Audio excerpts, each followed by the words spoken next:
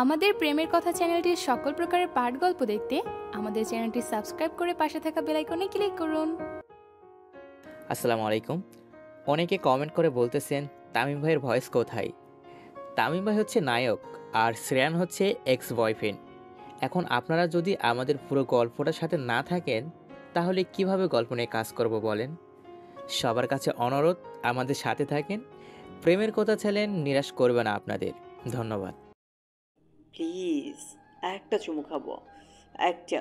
রিলেশনের 4 বছরের প্রথম আবদার। প্রিয় আর কিছু বলতে যাওয়ার আগে শ্রান দূরত্ব ঘুচিয়ে ফেল।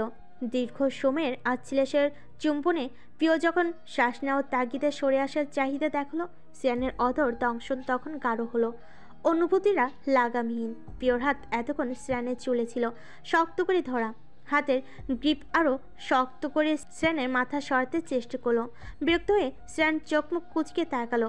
একটা বাচ্চাকে তার প্রিয় কাজটি করা থেকে কেউ আটকালে বাচ্চাটা যেমন চোখ কুচকে তাকায় না, অমন করে সারা পেয়ে প্রিয় হাঁপাতে লাগলো। চিটে মাথা এলিয়ে দিয়েছে। শ্রান নিজেও ঘর থেকে বেরোলো। সামনে থেকে বোতল নিয়ে নিচে পানি গিলে প্রিয়র দিকে বাড়িয়ে দিল। প্রিয় মানা করলো না, নিজেও খেলো। শ্রান শান্ত হয়ে গাড়ির স্টার্ট করেছে। বেশ অনেকক্ষণ ঘুরলো। এর মধ্যে প্রিয় নিজেকে স্বাভাবিক করেছে। তার জন্য শ্রান নিজের ফোনটা প্রিয়র হাতে দিয়ে রেখেছে। প্রিয় বরাবরই শ্রানের ফোন হাতে পেলে ওর নোটপ্যাড গ্যালারি খুব মনোযোগ সহকারে ঘাটে, বেশ মজাও পাই এতে। আজও তাই করছিল। তবে হুট করে কি মনে করে যেন মেসেঞ্জারে গেল। মেসেজ রিকোয়েস্টে অসংখ্য মেয়ে থাকলেও চ্যাট লিস্টে কেবল ছেলেরা। প্রিয়র আইডি পিন করা এতে মুচকি হাসি প্রিয়র ওষ্ঠাগত। সে নিজেদেরই কনভারসেশন পড়তে লাগলো। আর চোখে একবার প্রিয়কে মুচকি মুচকি হাসতে দেখে শ্রেয়ান স্বস্তি পেল। সে আনমনে টাইপ করতে করতে শহর থেকে কিছুটা দূরের রাস্তা ধরল। সারা রাত শহরের বাইরের হাওয়া খেয়ে ভোরের দিকে প্রিয়কে বাড়ি পৌঁছে দেবে। যেতে ঘন্টা লাগবে, আসতে ঘন্টা আর থাকবে কিছুক্ষণ। প্রিয় কি মনে করে নিজের ইনবক্সে খুব খুললো। কনভারসেশন সার্চে গিয়ে লিখলো আই লাভ ইউ। তারপর অনেক অনেক মেসেজ শো করলো। প্রিয় গুনতে লাগলো। একটা একটা করে গুনতে গুনতে দেখলো কয়েক হাজার পেরিয়েছে। তার মধ্যে শুরুর দিকে শ্রেয়ান বেশি বেশি বলতো, আর শেষের দিকে প্রিয় মাত্রা অতিরিক্ত বলতো। এমনও হয়েছে এর মেসেজের 68 শব্দে কেবল ভালোবাসি লেখা। মেসেঞ্জারে এর বেশি আবার একত্রে সেন্ড হয় না। প্রিয় অনেক ধরনের শব্দ সার্চ দিয়ে দেখতে লাগলো। এরপর কি মনে করে ইনবক্স থেকে বের হয়ে মেসেঞ্জারের সার্চ বারে গেল। সেখানে লিখে সার্চ দিল লাভ। অনেক ধরনের অ্যাকাউন্ট মেসেজ শো করলো। প্রিয় মেসেজ অপশনে গেল। শুরুতে তার আইডি, এরপর ফ্রেন্ড গ্রুপের আলাপ, প্রফিট, বিষয় ক্লাব, বিভিন্ন মেয়ের প্রপোজাল। প্রিয় রাগ লাগলো। কি বলেছে শ্রানকে এত সুদর্শন হতে? আড়াআড়িভাবে শ্রানকে লক্ষ্য করলো। পুনরায় ফোনে স্ক্রিনে মন দিল। ঘাটতে ঘাটতে বেশ নিচে আসায় কিছু পরিচিত অপরিচিত অর্ধপরিচিত মেয়েদের ইনবক্স শো করলো। উপর থেকে শো করলো শ্রানের মেসেজ হিসেবে আই লাভ ইউ লেখা। প্রিয় ঝটকা খেলো। ভেতরে গিয়ে দেখলো ভীষণ প্রেমময়ী কনভারসেশন। প্রিয়র হাত পা কাঁপতে লাগলো। সে বের হলো ওখান থেকে। নিচে যেতে যেতে অসংখ্য মেয়েদের ইনবক্স দেখতে পেল, যেখানে স্পষ্ট একটি মিউচুয়াল রিলেশন। প্রিয়র পাশে শ্রেয়ানের উপস্থিতি খেয়াল রেখেছে। ব্যাকে কি আবার সার্চ বারে লিখল কিস। শুরুতেই তার ইনবক্সে শো করলেও নিচের দিকে খানিকক্ষণ আগে দেখা মেয়েদের লিস্টগুলো এলো। সবার আগে যে প্রোফাইলটা নজর গেল সেটা শ্রেয়ানের বান্ধবী নিজুমের। কনভারসেশন 4 বছর পুরনো। সেখানে নিজুম লিখেছিল, এসব টাইমে তুই এত জঙ্গলি হয়ে যাস কেন? ঠোঁটের এই দাগগুলো এখন কি করব? শ্রেয়ান পাল্টা জবাবে লিখেছিল, I like your lip taste, that kiss, ভুলবো না। প্রিয় ব্যাক করলো ওখান থেকে। আস্তে আস্তে আরও এরকম অনেকের সাথে কনভারসেশন দেখলো। কেউ কেউ তো মেসেজেই কিস করেছে। শোকে মানুষ কাণ্ড জ্ঞান শূন্য হয়ে উল্টাপাল্টা কাজ করে, আর অতিশোকে মানুষ পাথর হয়ে যায়। প্রিয়র ক্ষেত্রে দ্বিতীয় ঘটনাটা দারুণভাবে ফলেছে। প্রিয় ওসব দেখতে দেখতে হঠাৎ এক অভাবনীয় কাজ করে বসলো। সার্চ বারে সেক্স লিখে সার্চ দিল। এবারের ফলাফলে প্রিয়র ধৈর্যের বাঁধ ভেঙে গেল। হাত থেকে ফোন পড়ে গেল। পুরো গা কাঁপতে লাগলো। রাগ লাগছে, অসম্ভব রকমের রাগ লাগছে। চোখের বাঁধ ভেঙে অশ্রু গড়াচ্ছে। শ্রান ততক্ষণে গন্তব্যে এসে পৌঁছেছে। গাড়ি পার্ক করে প্রিয়র দিকে তাকালো। মুহূর্তেই অজানা ভয়ে গা হিসিসি উঠলো। তার প্রিয় কাঁদছে কেন? কাঁপা কাঁপা বুক নিয়ে ডাকলো, কি হয়েছে? এই কাঁদছো কেন? এই না ঠিক ছিলে? শরীর খারাপ? কিছু হয়েছে? বলো। পিও কিছু বলছে না। সে পিওর কোলের মধ্যে তার ফোনটা পড়ে থাকতে দেখলো। ডিসপ্লে লাইট জ্বলছে। ফোনটার দিকে হাত বাড়াতে পিও তা শক্ত করে নিজের হাতে নিয়ে নিল। শ্রেয়ান চোখ গরম করে তাকিয়ে বলল, দাও। পিও বুঝতে পারছে না কি করবে। তার এসব দেখা উচিত হয়নি, মোটেও উচিত হয়নি, কিন্তু দেখে ফেলেছে। তার মনে আছে রিলেশনের যখনই দিকে পিও শ্রেয়ানের গভীরভাবে মজেছিল, তখন শ্রেয়ান বেশ কিছু মেয়ের নাম নিয়ে বলেছিল। আমি প্লে বয়? বিশ্বাস না হলে এই মেয়েদের জিজ্ঞেস করো। পিও সে কথাগুলো বারংবার হেসে উড়িয়ে দিত। ঘুণাক্ষেরও টের পায়নি। শ্রেয়ান আলগুছে সত্য বলেছিল। আজ একই সত্য চোখের সামনে। কোনো প্রতিক্রিয়া দেখাতে পারছে না কেন? শ্রেয়ান পিওর হাত থেকে ফোনটা নিয়ে নিজের অপকর্মগুলো দেখতে পেল। নিভে গেল সে। কপালের রগ ও হাতের পেশি ফুলে উঠল। মাথাটা দপদপ করে জ্বলছে। স্টিয়ারিংয়ের উপর হাতের কনুই ঠেকিয়ে সে হাতের দু আঙ্গুল কপালে ভুলিয়ে যাচ্ছে ক্রমাগত। সামনে থেকে পানির বোতলটা নিয়ে পুনরায় পিওর দিকে এগিয়ে দিল। পিও অচু সজল নেত্রে বাড়িয়ে দেওয়া হাতের দিকে সেকেন্ড 5 তাকিয়ে রইল। তারপর বোতলটা নিয়ে পানি খেলো। জানালার গ্লাস নামিয়ে মুখেও পানি ঢালো। গায়ের ওড়না দিয়ে মুখ কোনোরকম মুছে সিটেকা এলিয়ে দিল। আস্তে আস্তে পিও শান্ত হতে লাগলো। তার কাছে উপায় নেই শ্রেয়ানকে ছাড়া থাকার। সে শ্রেয়ানে এতটাই আসক্ত। এখন এসব কারণ সামনে তুলে যদি শ্রেয়ান আবার দূরত্ব বাড়ায়, পিওর কলিজা কেঁপে উঠল। কিন্তু সে মেনে নিতেও পারছে না। কানিস বেয়ে গড়িয়ে পড়ল এক ফোঁটা অশ্রুকণা। এমনও অবস্থায় শ্রেয়ান নিস্তব্ধতা ভেঙে হুট করেই বলে উঠল, সরি। পিওর তৎক্ষণাৎ জবাব, don't be. Trust me, I never feel them like you. You are exceptional. ওসব মিউচুয়াল রিলেশন ছিল, but you are my love. জানি। বলতে দাও। I want to explain. প্রয়োজন নেই। পিওর থেমে থেমে পুনরায় বলল, পাস্টে সবারই কিছু না কিছু থাকে, কারো অল্প কিছু, কারো ভয়াবহ কিছু। আমি কনভারসেশনের মধ্যে বিগত 4 বছরে কিচ্ছু পাইনি। আর ওসব প্রেম থেকে থাকলেও আমার কিছুই করার ছিল না। তুমি ভালো করেই জানো 4 বছরের মধ্যে তুমি একাধিক সম্পর্কে জড়ালে আমি তোমার পায়ে পড়ে হলেও তোমার সাথে সম্পর্কটা কন্টিনিউ করে যেতাম এবং যাবো। শ্রেয়ান তার ছেলের সাথে হাসলো। এত স্ট্রং দেখাচ্ছ কেন? পিওর ভেতরটা জানে সে কখনোই এত শক্ত নয়। সে বাইরে থেকে দেখাচ্ছে কেবলমাত্র শ্রেয়ানের রাগ যাতে কোনো ক্রমে না আসে, এই জন্য। রাগ এলেই দূরত্ব বাড়বে, আর দূরত্ব বাড়লে পিও একাকী হয়ে যাবে। নিঃসন্দেহে একাকিত্ব অভিশাপ ছাড়া আর কিছুই নয়। সে তো মরে যাবে শ্রেয়ানকে ছাড়া। পিও চোখ থেকে শ্রেয়ানের দিকে তাকালো। এই চোখ, শ্রেয়ানের এই চোখ তাকে ছাড়াও আরও অনেক নারীকে দেখেছে। নারী শরীরের ভেতরটা দেখেছে। এই ঠোঁট, এই হাত ছুঁয়েছে, এর চেয়েও গভীরভাবে ছুঁয়েছে। পিও মানতে পারছে না, একটুও না। হঠাৎই সে হু হু করে শব্দ করে কেঁদে উঠল। দু হাতে মুখ চেপে ধরে কাঁদতে লাগলো। স্যার নিজের সিট বেল্ট খুলে প্রিয়তমার দিকে এগিয়ে গেল। মুখ থেকে পিওর হাত দুটো সরিয়ে নিজের হাত দিয়ে আজলা করে ধরল। বৃদ্ধা আঙ্গুল দুটো দিয়ে চোখের পানি মুছল। আলাদ পেয়ে পিও আবার ফুপিয়ে উঠল। স্যার তাকে থামাতে বলল, হুশ, কাঁদে না। এই চোখের জল কি আমার জন্য নাকি ওদের জন্য? পিও কাঁদতে কাঁদতেই বলল, তোমার শরীরে ওদের স্পর্শ আমি মেনে নিতে পারছি না। শ্রান মলিন দৃষ্টিতে তাকালো। মেনে নিও না। 4 বছরে কোনো স্পর্শ থাকে না। Be normal. আমি পারছি না স্বাভাবিক হতে। ওই স্পর্শ। তবে আসো, নিজের স্পর্শ দিয়ে সেসব মিটিয়ে দাও। পিও সত্যি সত্যি শ্রানের বুকে মুখ গুজে ফোপাতে লাগলো। একসময় শ্রানের বুকে কামড়াতে লাগলো। ছোট ছোট কামড় ধীরে ধীরে অসহনীয় হয়ে উঠতে লাগলো। শ্রানের এক হাত পিওর পিঠে, অন্য হাত চুলগুলো মোট করে ধরা। সে ব্যথা সয়ে নিচ্ছে, তবে পিওর কানা ওর সহ্য হচ্ছে না। বেশ খানিকটা সময় গেলে শ্রান বলে উঠল, Ashfiq Rahman Shreyan belongs to you প্রিয়সী। রাগ ঝাজ সব মেটাও। প্রিয় সব মেনে নিল। শ্রেয়ান ছাড়া তার আর গতি নেই। শ্রেয়ানের মতো কেউ তাকে ভালোবাসবে না। সে পেছনে যাই করুক, এখন তো কেবল তার। তাই আর ওসব মনে রেখে বসে রইল না। সময় এগুলো আস্তে ধীরে শ্রেয়ান যেন অসহনীয় হয়ে উঠল। প্রতি ওয়াক্তে এখন প্রিয় কান্না করে। শান্তিতে দুরন্ত থাকতে পারে না। শ্রেয়ান কিছু না কিছু খোঁচা মেরে পড়বে, যার জন্য প্রিয় কাঁদবেই। এভাবে আর কত চলে যায়। পিওর ভালো লাগছে না। আজ থেকে ছেলেপক্ষ দেখতে এসেছিল। প্রিয় নাছুর বান্দা, সে বিয়ে করবে না। একটা মেয়েকে ছেলের বাড়ি থেকে দেখতে আসবে, খুব স্বাভাবিক ব্যাপার। কিন্তু সে বিয়ে করতে নারাজ।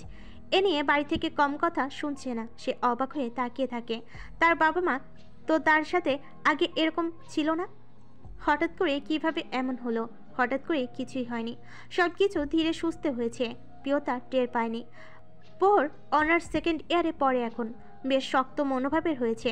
আগে থেকেও নিজেকে গুটিয়ে নিয়েছে। পিওর থেকে বেড়ে যাওয়া দূরত্বটা পরও মেনে নিতে পারেনি। আজ 1 মাস হলো শ্রেয়ান পিওর খোঁজ নেয় না। এটা এই অবধি সবচেয়ে বেশি সময় পিওর থেকে যোগাযোগ বিচ্ছিন্ন হওয়ার। পিও কম চেষ্টা করেনি শ্রেয়ানের সাথে কানেক্টেড হতে, কিন্তু ব্যর্থ। কে জানতো এই ব্যর্থতায় পিওকে সামনে বাড়তে সহায়তা করবে। প্রথমত, পিও একটা অবুঝ ন্যাকা মেয়ে, ভীষণ রকমের জাতা। এই মেয়েটার ইমেচুরিটি সর্বোচ্চ হবে। সমাজে এরকম পিওর অভাব নেই। অনেকে হয়তো বলবেন, কিস কেন করেছে? এখনকার মেয়েরা আরও বেশি কিছুই করে। আমি কিসিং সিন না দিলেই বরঞ্চ খারাপ হতো। একটা 4 বছরের টক্সিক রিলেশনশিপে কিস না থাকাটাই অ্যাবনর্মাল থিঙ্ক।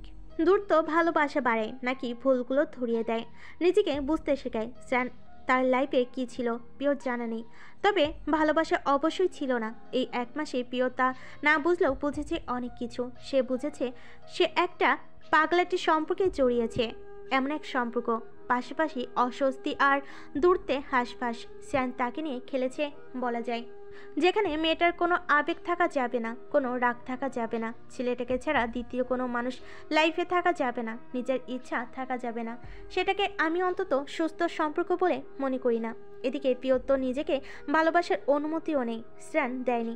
এক সন্ধ্যায় পিওর কোলে মাথা রেখে আকাশ দেখতে দেখতে শ্রেয়ান জিজ্ঞেস করেছিল, আকাশ ভালোবাসো প্রেয়সী? পিও জানাই ভালোবাসে আকাশ। শ্রেয়ান তখন অবুঝ হয়ে বায়না ধরেছিল, আর বাসবে না, তোমার সব ভালোবাসা আমার একার। পিও হেসে দেয়। আরে সব তোমায় দেব, নিজেকেও ভালোবাসবো না? শ্রেয়ানের নির্নিমেষ জবাব। তুমি আমার, তোমার সব আমার। পিও কেঁপে উঠেছিল সেই কথায়, গা শিরশির করে উঠেছিল। শখের পুরুষের মুখে এমন কথা শুনে প্রায় সব নারী বোধহয় আপ্লুত হয়। সেখানে পিওর ক্ষেত্রে বেশি হয়েছিল। কি যে ভালো লেগেছিল তার, পিওর সেসব ভাবতেই কান্না পায়। এসব সে শুয়ে নিত যদি শ্রেয়ানের সাথে তার সম্পর্কের একটা বৈধ নাম হতো। তা নেই। সংশয়ে সর্বদা নুয়ে থাকে পিও। ভিত্তিহীন সম্পর্ক, যদি কিছু হয়ে যায় ও তো বাঁচবে না। সেজন্য বারবার শ্রেয়ানকে বিয়ে করতে বলতো। এতবার বলা সত্ত্বেও বিয়ে করছে না ছেলেটা। অজুহাতটাও স্ট্রং নয়। বলেছে এই বয়সে বিয়ে করে সংসারী হওয়ার প্ল্যান নেই তার। কিছুটা সময় যাক, নিজেকে আরও শক্ত করুক, তারপর ঘরে আনবে। পিও বিশ্বাস করে শ্রেয়ান সত্যি বলেছে, কিন্তু এই সত্য যে কোনোদিন মিথ্যায় পরিণত হবে না তার গ্যারান্টি কেউ দিতে পারে না। গাছে পাতারা ঝরে যায়, সেই গাছে নতুন পাতার জন্ম হয়, হয় না? পিও ঠিকমতো খাওয়া দাওয়া করে না। অতিরিক্ত দুর্বলতায় শরীরে অসুখেরা হানা দিয়েছে। গত সপ্তাহে 5 দিন হসপিটালে অ্যাডমিট ছিল। স্যালাইন হাতে শ্রেয়ানকে অসংখ্য কল মেসেজ করেছে, একটা মেসেজও ডেলিভার্ড হয়নি। শ্রেয়ান দেশের বাইরে, তার কন্ট্যাক্ট নাম্বারটাও নেই। মেইলও করেছে, তাতেও কাজ দেয়নি। পিওর অসহনীয় কষ্ট হয়েছিল। তারপর অভিমান করে 2 দিন কল মেসেজ দেয়নি। ভেবেছিল এই তো শ্রেয়ান কল দেবে, কল দিয়ে বলবে, পিওশ্রী অভিযোগগুলো ফটোফট বলে ফেলো তো। পিও তখন রাগ ছাড়বে। তবে এরকমটা কখনো হয় না। পিওর অভিজ্ঞতাও ভঙ্গ হয়ে গেল পরশুর পরের দিন। 3 দিনের মাথায় সে আবার কল মেসেজে ডুবলো। এরকমই হচ্ছে। যখন অসহ্য হয়ে ওঠে সব, তখন 2-4টা ঘুমে বড়ি খেয়ে শুয়ে পড়ে। সুসাইড করতে গিয়েছে বহুবার, কিন্তু মরার সাহসটা আর হয়ে ওঠে না। আজ সব একটু বেশি অসহ্য লাগছে। অক্সিজেন স্বল্পতা অনুভব করছে। পুরনো কনভারসেশন কেটেছে অনেকক্ষণ। কি মিষ্টি কথোপকথন, কি আদুরে আহ্লাদি আবদারগুলো। প্রথমে পড়তে গিয়ে পিও মুচকি মুচকি হাসলো। পর মুহূর্তেই বুকে তীব্র ব্যথা অনুভব করলো। প্রচণ্ড শীতেও কেমন ঘামতে লাগলো। অসহ্য, অসহ্য, অসহ্য। খুব প্রয়োজন। পিও চিৎকার করতে ইচ্ছে করছে। সে কল দিল শ্রেয়ানকে। সে পিক করলো না। কত মেসেজ করলো, গেল না সেসব। এই দম বন্ধকর কষ্ট থেকে নিজেকে সামান্য ঠিক করতে পিও ওয়াশরুমে চলে গেল।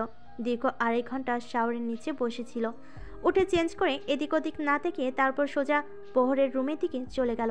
খেয়াল করলো না এখন ঘড়িতে বাজে 1:30 প্রায়। প্রহরের সেমিস্টার ফাইনাল চলছে।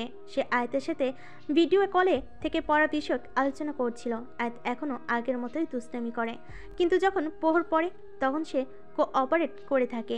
আয়াত ডাকলো, এই শোন, হুম এদিকে তাকা। পোর তাকাতে সে ঠোঁট উঁচিয়ে চুমুর ভঙ্গি করলো। পোর আলগোছে চোখ সরিয়ে নিয়ে পড়ল, এক্সাম কাল, পড়ায় মন দেওয়া উচিত। আয়াত দুষ্টামি করে পড়ল, ছোটখাটো একটাই মন আমার, কিভাবে এত জায়গায় দেই? Hmm I love you handsome. You are looking so delicious, man.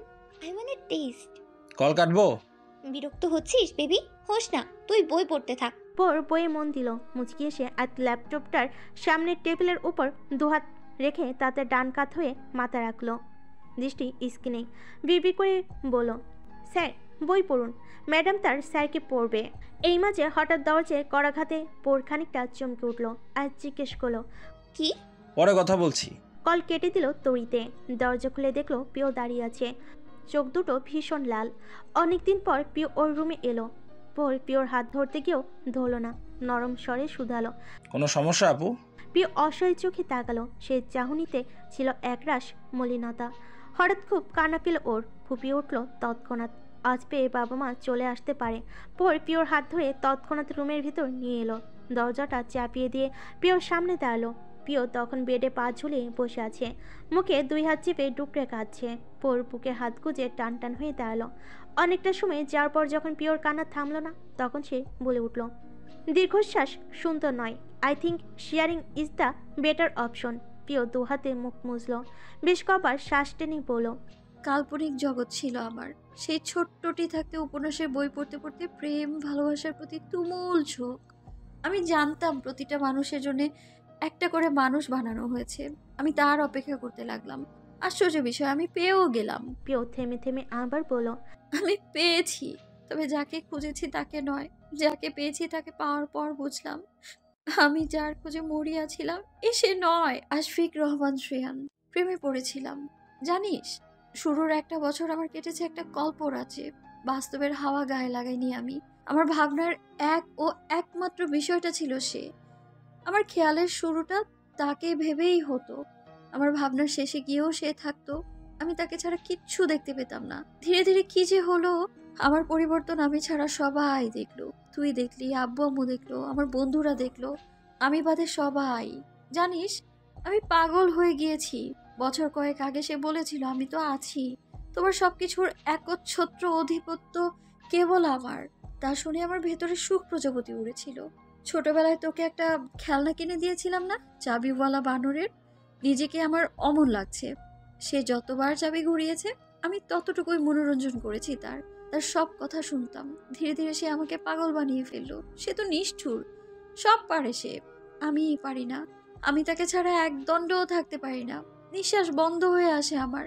তার পছন্দ মতো নিজেকে তৈরি করলাম। তার কথা মতো পৃথিবীর সব মানুষ থেকে দূরত্ব তৈরি করলাম। আর তারপর সে আমাকে একা করে দিল। আমি খেতে পারি না, ঘুমোতে পারি না। জানিসই তো, আমি আগে রাত জাগতে পারতাম না।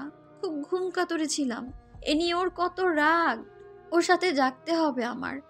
ও কলের ওপাশে বক বক করতো, এদিকে আমি হ্যাঁ এগুলো করতে করতে ঘুমিয়ে যেতাম।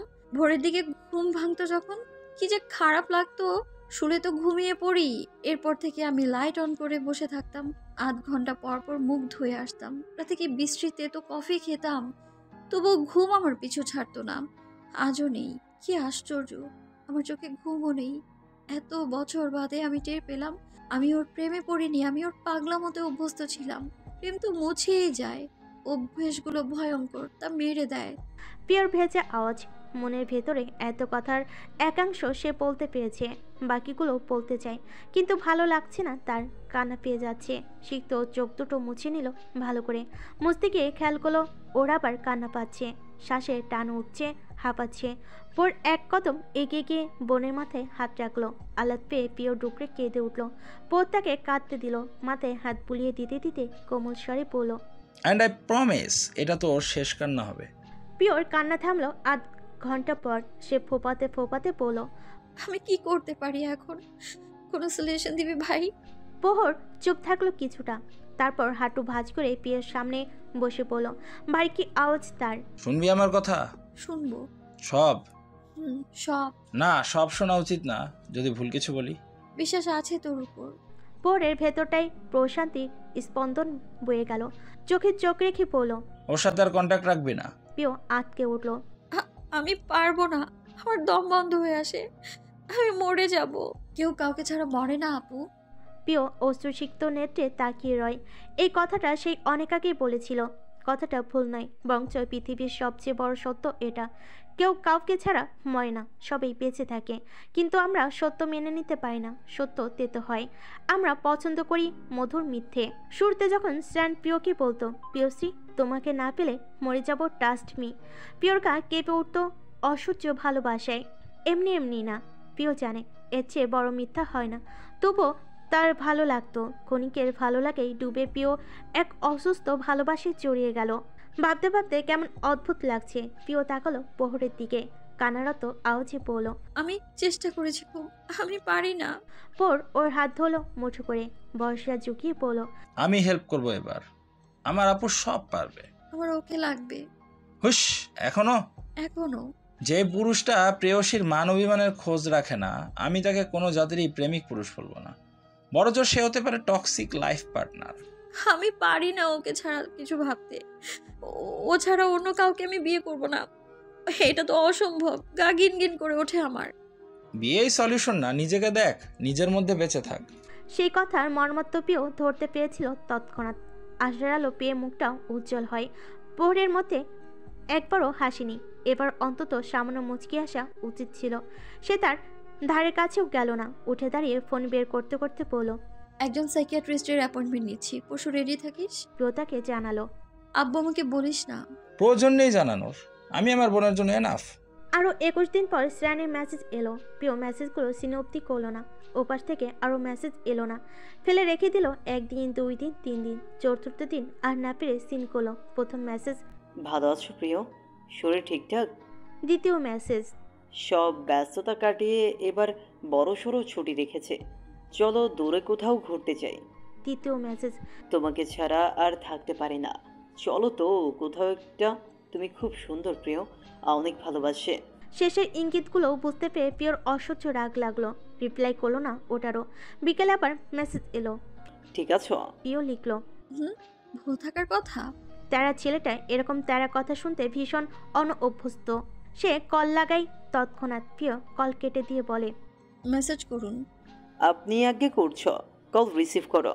না, খারাপ হয়ে যাবে প্রিয়। খারাপ হতে আর বাকি রেখেছেন কিছু? For God sake call receive করো, নয়তো সব শেষ করে দিব। স্যানের মাথায় যেন বাজ পড়ল। সে এলোমেলো হয়ে উঠল ক্ষণিকে। জলদি গিয়ে শার্ট জড়িয়ে বের হলো বাড়ি থেকে।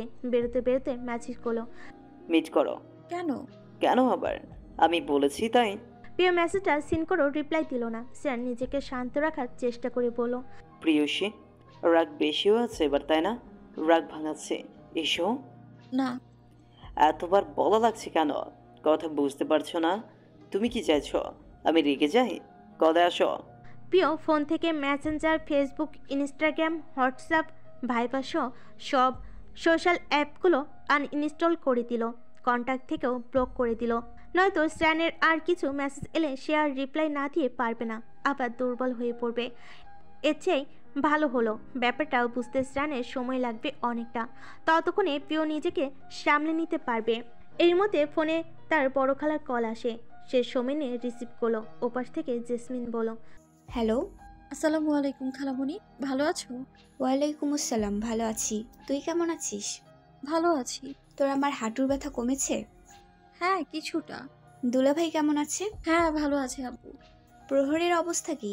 ওই তো পড়াশোনা নিজেকে নিয়ে ব্যস্ত থাকে। লাখে একটা ছেলে তোর ভাই, কি সুন্দর সবাইকে মান্য করে চলে, কোনো আজে বাজে নেশা নেই। এমন ছেলে পাওয়া যায়? দেখিস, আমাদের প্রহরের জন্য এমনই লাখে একটা মেয়ে আনবো। প্রিয় হাসলো। এনো। দুপুরে খাইছিস? তোমরা? খাইলাম একটু আগেই। শোন, যেটা বলার জন্য কল দিলাম, মেয়ের বিয়ে ঠিক করতেছি, বুঝছিস? সব ঠিক থাকলে বছর ঘুরে আসতে না আসতেই ডেট ফেলাবো। বাহ, এটা তো ভালো খবর। রিদি আপু কই? ও গোসলে গেল। যাওয়ার আগে আমাকে জোর করে কল দেওয়াইলো তোকে, বললো এখনই জানাতে। তোর নাকি কেনাকাটা করতেই মাস লাগে। মিথ্যে বলে তোমার মেয়ে। আরও অনেক ধরনের কথা হলো। সব শেষে জেসমিন বলল, তোর আম্মাকে ফোনটা দে তো, কথা বলি। আমার ফোনে কল দাও। প্রত্যেকের ফোনে আলাদা আলাদা করে কল দেওয়া লাগবে কেন? যা দিয়ে আয় ফোন। প্রিয় কিছু না ভেবে বের হলো রুম থেকে। নাহারা কখনো তার ফোন চেক করে না, তার এসব পছন্দ না। প্রিয় রুম থেকে বেরিয়ে দেখলো নাহারা ড্রয়িং রুম গোছাচ্ছে। এগিয়ে গিয়ে বলো, আম্মু খালামণি কল দিয়েছে, কথা বলো। পিও ফোন দিয়ে রুমে চলে এলো। নাহারা কথা বলা শেষ করে ফোন সোফার উপর রেখেই কাজ করছিল। এরই মধ্যে নাম্বারে আবার কল আসে। নাম্বারটি সেভ করা একটি লাভ ইমোজি দিয়ে। নাহারা পিওকে ডাকতে গিয়েও ডাকলো না। কল রিসিভ করে কানে তুললো। তখনই ওপাশ থেকে ভেসে এলো এক পুরুষালী স্বর।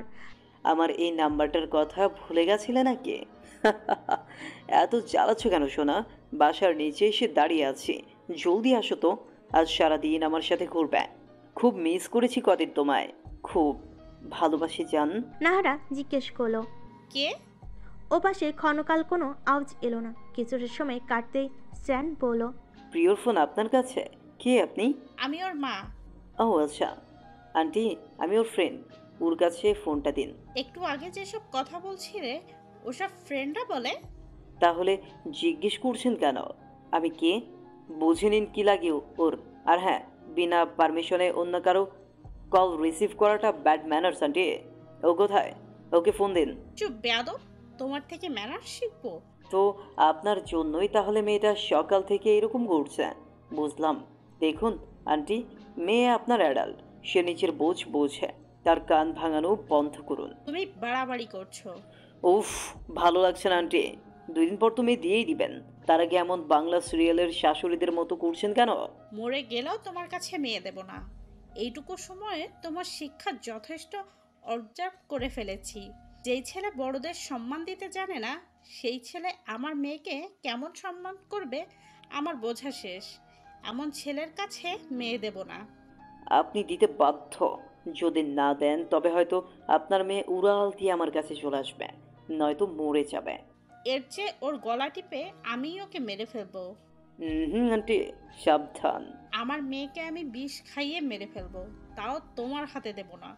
খবরদার যেন এই ফোনে তোমার আর কল না আসে। আসবে। নাহারা কল কেটে দিল। রাগে তার গা থরথর করে কাঁপছে। সোফায় বসে পড়ে হাঁটুতে কোনোই রেখে 2 হাতে মাথা চেপে ধরে রাখলো। কিছুক্ষণ পর পিওর ফোনটা কাটতে লাগলো। কল লিস্ট ঘেটে একটা নম্বরকে অসংখ্যবার রিপিট হতে দেখলো। তার সাথে কল ডিউরেশন ঘন্টার পর ঘন্টা, রাত দিন নেই। যেহেতু পিও কিছুক্ষণ আগে সোশ্যাল অ্যাপগুলো ডিলিট করে দিয়েছে, তাই সেসব দেখতে পেল না। তবে গ্যালারিতে গিয়ে অসংখ্য ছবি দেখলো ওদের। বেশ ঘনিষ্ঠতা ছিল দুজনের মাঝে। এসব দেখে নাহারের মাথা আরও গরম হয়ে গেল। সে চিৎকার করে পিওকে ডাকতে লাগলো। অসহনীয় রাগে কাঁপছে সে। মেয়ে তাহলে এ ছেলের জন্য বিগড়ে গেছে। পিওর বদলে যাওয়া নিয়ে ওর ফুপিরা প্রায়শই বলতো মেয়ে বড় হয়েছে, কিছু ঘটিয়েছে কিনা দেখতে। নাহারা সেসব আমলে নেয়নি। সে বরাবরই বলে গেছে, আমার মেয়ে বড় হলেও ওসবে নেই। আমরা ওভাবে মেয়েকে মানুষই করিনি। তাছাড়া মেয়ে আমার সাথে সব কিছুই শেয়ার করে। এত বিশ্বাস ভেঙে গেল ক্ষণিকেই। প্রিয় শুধু প্রেমের জয়নি, ছবিগুলো আরও অনেক কিছু বলে দিচ্ছে। ছবিগুলো জানাচ্ছে এটা তার প্রিয় হতেই পারে না। নাহারা দিশাহারা। এসব দেখতে হলো তার। প্রিয় এসে ড্রয়িং রুমে দাঁড়াতে তার ফোন সেন্টার টেবিলের উপর পড়ে থাকতে দেখলো। ডিসপ্লে জলজল করছে তার আর স্ট্যানের একটা ছবি দিয়ে। ছবিটা স্ট্যানের এক ফ্রেন্ডের বিয়েতে তোলা হয়েছিল। প্রিয়কেও নিয়ে গিয়েছিল সে। সন্ধ্যা নাগাদ স্ট্যান তাকে ছাদে নিয়ে যায়। সেখানে প্রিয়র কোলে মাথা রেখে শুয়ে থাকে। প্রিয় তখন ছবিটা তুলেছিল। ভয় পেল প্রিয়। এসব মা দেখে নিয়েছে। ফোন লক করার অভ্যাস তার নেই।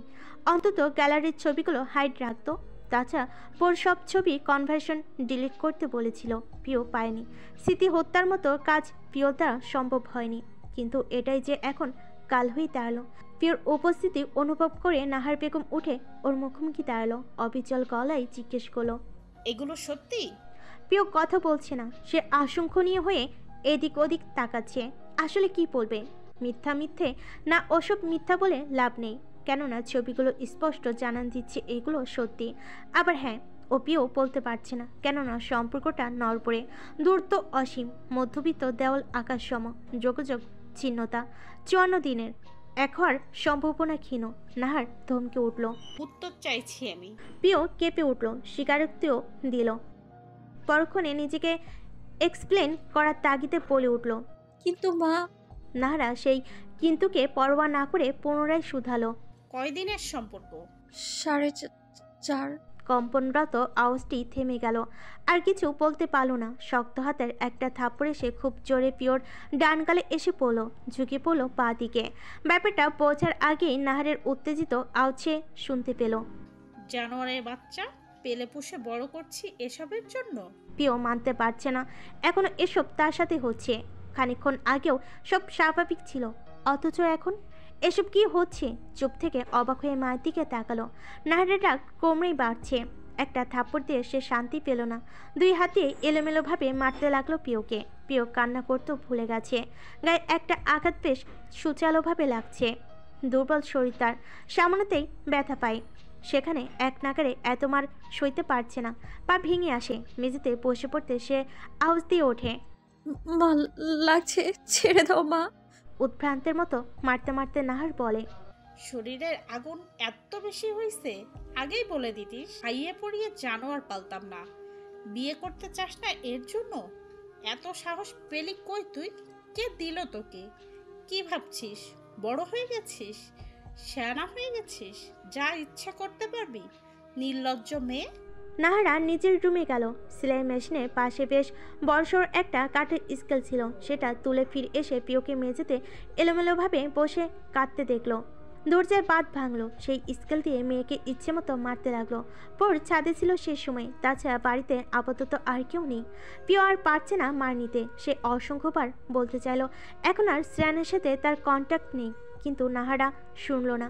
মেয়েকে ঘিরে তার অনেক বিশ্বাস ছিল। হুট করে সেই বিশ্বাসটা চোখের সামনে বেশ চমকপ্রদভাবে ভাঙতে দেখে তার কলিজা কেঁপে উঠেছিল। তারপর শুনল বিশ্বাস তো ভেঙেছে আরও 4.5 বছর আগে। এত বছর সে ভ্রান্তিতে ছিল। বিশ্বাসঘাতক, বেইমান, কত শত শব্দ উচ্চারণ করছে পিওকে মারতে মারতে। রক্ষণশীল পরিবারের মেয়েদের স্বাধীনতা নেই, বন্ধুদের সাথে হইচইয়ের সুযোগ নেই, তাদের ওড়ার অধিকারও নেই। দুঃসাহসী পিও সেখানে প্রেমে পড়ে বসল। সাহসের সীমা সে অতিক্রম করেছে বহু আগে। অবশেষে পোর ছাদ থেকে নামলো। দরজার কাছে এসে পিওর আওয়াজ শুনল। পা থমকে গেল। ক্ষণকাল বিলম্বে তড়িতে আরও গতি বাড়ালো সে। বসা ঘরের মেঝেতে বোনকে পড়ে থাকতে দেখে সে দ্রুত পা চালিয়ে মায়ের কাছে যায়। বুঝতে পারছে না কিছু, তবে আপাতত মাকে থামানো দরকার। এক হাতে নাহারকে আগলে ধরে পিওর থেকে দূরে সরিয়ে নিল, অন্য হাতে স্কেলটা আলগোছে সরিয়ে নিল। নাহার চিল্লিয়ে যাচ্ছে, বন্দির বাচ্চা সব ডুবাইছে, ওরা জবাই না করা অব্দি শান্তি পাইতেছি না। প্রহর, তুই ছাড় আমারে। ওর বাপের কথা একবারও ভাবে নাই? এত ছাড় তো ওর বাপ করে দিচ্ছে, জান দিয়া দিছে ওর জন্য।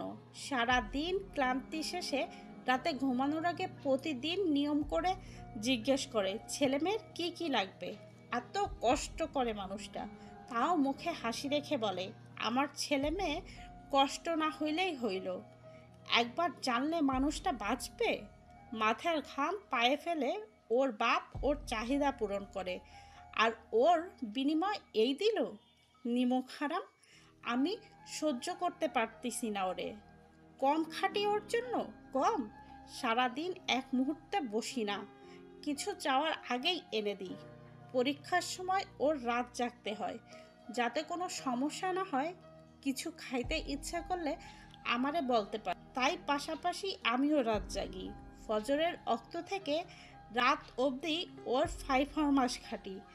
আল্লাহর 12 মাস অসুস্থ থাকলেও মুখ ফুটে উচ্চারণ করি না। সারা জীবন ওর শখ আয়েশ পূরণ করতে গিয়ে জীবনটার কথা ভাবি নাই। কার জন্য করছি এগুলো? কার জন্য? এই হারামির জন্য। বদলে কি পাইলাম আল্লাহ? নাহার তেড়ে যায় আবার। পোর আটকায়। পিও কান্না করছে না আর। একধানে নিচের দিকে তাকিয়ে মায়ের কথা শুনছিল। এক বিন্দুও মিথ্যা বলেনি ওর মা। অনুশোচনায় পড়ছে পিও। মেঝেতে নখ দিয়ে খুঁড়ছে। নাহার রাগের চৈতন্য হারিয়ে ফেলেছে। এমন সময় পোহর বলে ওঠে, আম্মু ও সত্যি আর যোগাযোগ রাখিনি। পিনপতন নীরবতা। নার থমকেছে। অবিশ্বাস্য নজরে পোহরের দিকে তাকালো। দ্বিধায় পড়ে শুধায়, তুই জানিস প্রহর? জানতাম। নিজের থেকে পোহরের আস্তে করে ছাড়িয়ে নেয় নাহারা। উল্টো দিকের এক সিটের সোফায় গিয়ে বসে পড়ে। হার্টের সমস্যা আছে তার। এতক্ষণ চিৎকার চেঁচামেচির কারণে হাঁপাতে লাগলো। নিঃশ্বাস থমকে থমকে আসছে। আস্তে করে পোহরকে উদ্দেশ্য করে বলল, পানি দে। আওয়াজ কাঁপছে তার, কেমন একটা অশান্ত ভাব। পোহর পানির গ্লাসে পানি ভরে এগিয়ে দিল নাহারের দিকে। নাহার পানি পান করলো। তারপর গ্লাসটা পুনরায় পোহরকে ধরিয়ে দিল। কারোর দিকে তাকাচ্ছে না সে। বেশ অনেকটা সময় গেল। কেউ স্থির হয়ে বসে আছে। পোহর দাঁড়িয়ে বোনকে দেখছে। এলোমেলো চুল আর পায়ে হাতে গলায় অনাবৃত অংশে নীলছে দাগ।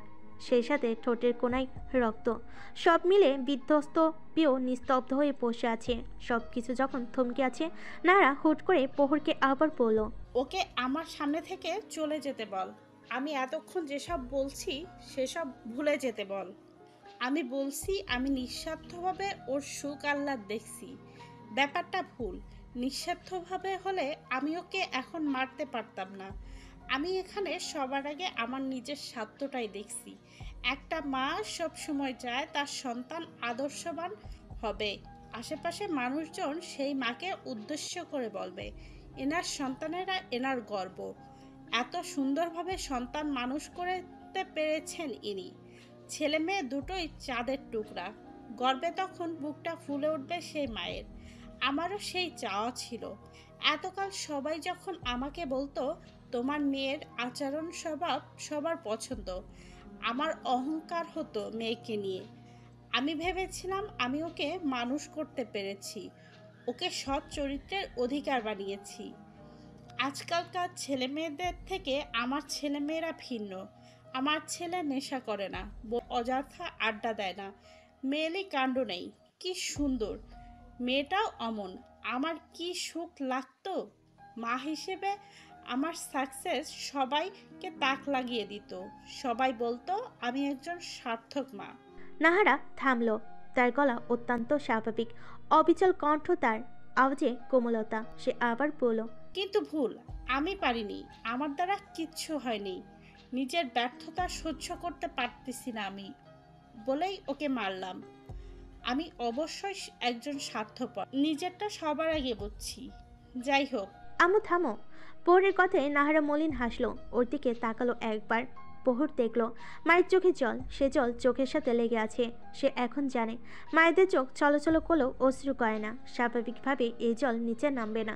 নাহারা বলে উঠল, তোকেও ওর মতোই বিশ্বাস করি। এটাও ভাঙবে বাবা? প্রহর শক্ত গলায় বলল, না। মানলাম। আচ্ছা, টেবিলের উপর ওর ফোন আছে, ওকে দে। তারপর সাইড ডয়ার থেকে এক গোছা চাবি প্রহরকে দিয়ে বলল, এটাও দে। এখানে আলমারির চাবি আছে। ওর বিয়ের জন্য ওর বাবা লাখ 20 টাকা রেখেছিল, সাথে 34 ভরি গহনার মতো। ওগুলো গুছিয়ে নিয়ে যেতে বল। আমার খুব ক্লান্ত লাগছে বাবু। ওকে বল যা যা লাগবে প্যাক করে নিয়ে ওই ছেলের কাছে চলে যেতে। আমি আটকাবো না আর। আর যদি না যায় তবে স্বার্থপর মায়ের স্বার্থ মেনে নিতে বল। ওই ছেলের সাথে সব যোগাযোগ বন্ধ করে লক্ষ্মী মেয়ে হয়ে যেতে বল। কি ভয়ানক দুটো অপশন! অথচ পিওর যে কোনো একটিকে বেছে নিতে সময় লাগলো না। সে যেন প্রস্তুত ছিল। তার ধারণা এরকম দুটো অপশন সামনে না রাখা হলে সে মরার আগ অব্দি সিদ্ধান্তহীনতায় ভুগবে। পিও সকল দ্বিধাকে পাশে রেখে গায়ের ব্যথাকে সয়ে নিয়ে উঠে দাঁড়ালো। মায়ের ঝুঁকে থাকা মুখের অভিমুখে তাকিয়ে ভেজা আওয়াজে বলে উঠল, আমি তোমায় চুজ করলাম আম্মু। তারপর যেভাবে পেরেছে নিজের রুমে প্রবেশ করে দরজা আটকে ফেলেছে। শরীরের ব্যথার চেয়ে মনের ব্যথা তীব্র। মস্তিষ্ক স্মৃতিচারণ করছে। একবার ভাবছে শ্রেয়ানের সাথে কাটানো প্রতিটা মুহূর্ত, পুনরায় ভাবছে মায়ের সাথে বন্ধুসুলভ আচরণ। সেদিনই তো শ্রেয়ান তাকে প্রপোজ করলো। রোজ ঢের রাত অবধি ফোনে প্রেমালাপ চলতো। একে অপরের সাথে সব ধরনের কথা বলতো। বর্তমানে কে কেমন কি পছন্দ করে এসব কথা শেষ দিয়ে নিজেদের অতীতের গল্প বলতো। কখনো কথা শেষ হতো না। সে রাতেই না লুকিয়ে চুরিয়ে বাড়ি থেকে বেরিয়ে দুজন পুরো শহরে যতটা পেরেছে পায়ে হেঁটে বেড়ালো। সবই তো ঠিক ছিল। কি থেকে কি হয়ে গেল হঠাৎ? ওরা বলে দূরত্ব ভালোবাসা বাড়ায়। ওরা কি জানে দূরত্ব দূরে যাওয়ার গল্প শোনায়? দূরত্ব ভুল বোঝাবুঝি বাড়ায়। ওরা কি জানে দূরত্ব মাঝেতে দেওয়াল বানায়? জানে না। দূরত্ব সুন্দর নয়। চোখে চোখে রেখে করা কথার আঘাত দূরত্বের চেয়ে ঢের ভালো। প্রিয়র অন্তত তাই লাগতো। কিন্তু এখন আর সেসব বলে লাভ নেই। বিছানায় গা এলিয়ে দিল সে। আর পারছে না। তীব্র ব্যথায় গা কেঁপে কেঁপে জ্বর আসছে। চোখ খুলে রাখা দায়। প্রিয়র চলে যেতে নাহারা প্রহরকে উদ্দেশ্য করে বলল, ওর কাছে যেও না এখন। নিজেকে সামলাতে দাও। কয়েকদিন বোনের খেয়াল রাখো। আর ঘটে যাওয়া ঘটনাগুলো তোমার বাবার কানে দিও না। মানুষটা ভীষণ কষ্ট পাবে। আপাতত ওর হাতে ফোন দিও না। সম্ভব হলে ওর বা তোমার কোনো বান্ধবীকে বলো ওর কাছে এসে থাকতে। আত্মীয় স্বজন কাউকে আনা যাবে না, সবাই জেনে যাবে। প্রহর জানালো। ঠিক আছে। আজই আসতে বলো। রাত 8টা বাজে আম্মু। তোমার বোনকে একা রাখতে পারবো না আমি। ওর নিজের প্রতি মায়া নেই, মরে পড়ে থাকবে, কেউ টেরও পাবে না। আচ্ছা। প্রহর থেকে ইতিবাচক জবাব পেয়ে নাহার নিজের রুমে চলে গেল।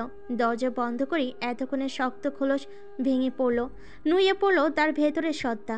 চোখ ভিজে উঠল, অশ্রু মেজে স্পর্শ করলো, অন্তরটা হয়ে উঠল অশান্ত। মেয়েটা কেন এমন ভুল পথে গেল? রুমে পৌঁছেই প্রহর আয়াতের নাম্বারে কল লাগালো। আয়াত ফেসবুকিং করছিল। এভাবে হুট করে প্রহরের কল পেয়ে আনন্দের চেহারা উজ্জ্বল হয়ে উঠল। প্রহর তাকে সচরাচর কল দেয় না, সে নিজেই কারণে অকারণে জোর খাটায়। বলা যায় সারাটাক্ষণ রোড সাইডারদের মতো প্রহরকে টিচ করে বেড়ায়। প্রহরও বখাটেদের মতো আয়াতকে প্রতিবার ইগনোর করে। আয়াত তাতে দমে যায় না। প্রহরকে দেখলেই সিটি বাজানো, ডাবল মিনিং কথাবার্তা সহ আরও অনেক কিছু করে যায়। অভ্যেসে আবিত থেকে আয়াত কল রিসিভ করে পড়ল। ইয়েস বেব, মিস করছিলি? পর আয়াতের কথাকে সম্পূর্ণ এড়িয়ে গিয়ে শুধালো। কি করছিস? তোকে মিস করছি রে জানু। তুই জানিস তোদের ব্যাচমেট রাদিফ আছে না, ও আজ আমাকে প্রপোজ করেছে। আমি জানতাম ও আমাকে পছন্দ করে, কিন্তু বুঝিনি সরাসরি প্রপোজ করে দেবে। তাই একটু অবাক হওয়ার নাটক করেছি। নীল রঙের একটা অবাক হয়ে জমে যাওয়া ইমোজি আছে না, ওটা দিয়ে বলেছি আমি তো প্রহরের গার্লফ্রেন্ড ভাইয়া, আপনি জানেন না। বেচারা তা শুনে এতটাই শক খেয়েছে যে সঙ্গে সঙ্গে ভাবি ডেকে সরি টরি বলে বাঁচে না। ওর নামের মধ্যে জাদু আছে, বিশ্বাস কর। আমার সব প্রবলেম মিনিটেই সলভ হয়ে যায়। প্রহর গভীর শ্বাস ফেল। এই মেয়ের অনুভূতি সে বুঝতে পারে, অনুভব করতে পারে, কিন্তু কোনো প্রতিক্রিয়া দিতে পারে না, সর্বদা এড়িয়ে যায়। সে কাছ থেকে পিওর পরিস্থিতি দেখেছে, পিওকে কাঁদতে দেখেছে। তারপর এসবের প্রতি বিতৃষ্ণা এসে গেছে, আর জড়ানোর সাহস পায় না। তাই সোজা কথাই এলো। আমার বাসায় আসতে পারবি? বিষম খেলো আয়াত। এদিক ওদিক তাকিয়ে নিশ্চিতকরণ প্রশ্ন শুধালো। আরেকবার বলবি?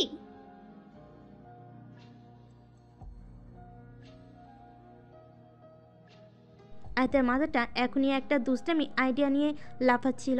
প্রহরকে আছে মতো জ্বালানো যেত, কিন্তু যখনই প্রহর প্রয়োজন শব্দটা উচ্চারণ করলো, সেই মুহূর্তে আয়াত নিভে গেল।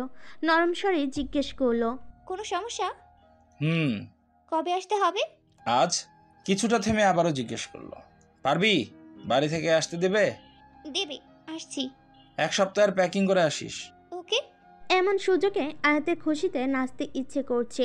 দৌড়ে বাবার রুমে চলে গেল। এখন কি আবদার জুড়ে বসবে এক ফ্রেন্ডের বার্থডে সেলিব্রেটের জন্য তার বাসায় গিয়ে থাকার। তাতে অবশ্য রাজি হবে।